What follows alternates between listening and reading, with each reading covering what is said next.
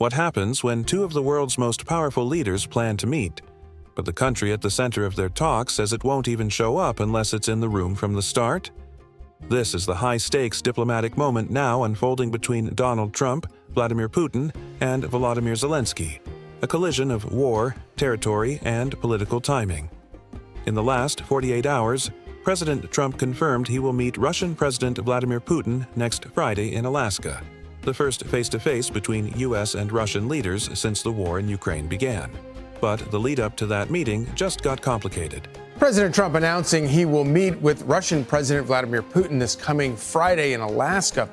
It will be the first in-person meeting between leaders of the U.S. and Russia since Moscow launched its deadly 2022 invasion of Ukraine. According to U.S. envoys, Putin floated a deal: end the war if Ukraine hands over the Donbas, territory Russia already controls in large part. On paper, that's a scaled-back demand from his earlier push to take all land along the current front line. But for Kyiv, it's still a non-starter. Zelensky's stance is clear. Ukraine's constitution already answers the territorial question, and no leader can deviate from it. It's not just a matter of sovereignty, it's about preventing a precedent where borders can be redrawn by force. Відступати від цього ніхто не буде і не зможе. Дарувати свою землю окупанту українці не будуть. Україна готова до реальних рішень, які можуть дати мир. Будь-які рішення, які проти нас, будь-які рішення, які без України, вони одночасно і рішення проти миру. That firmness puts Trump in a delicate position.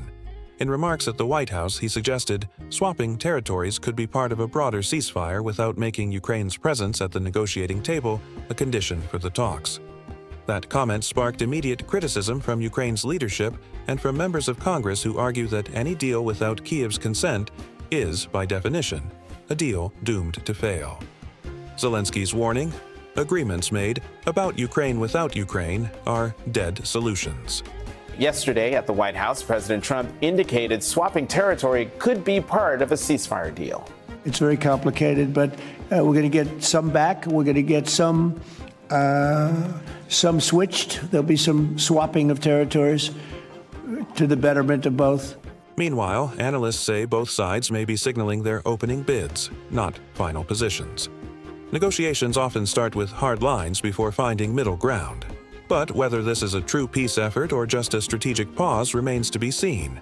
This is the beginning of a process. I think that's promising.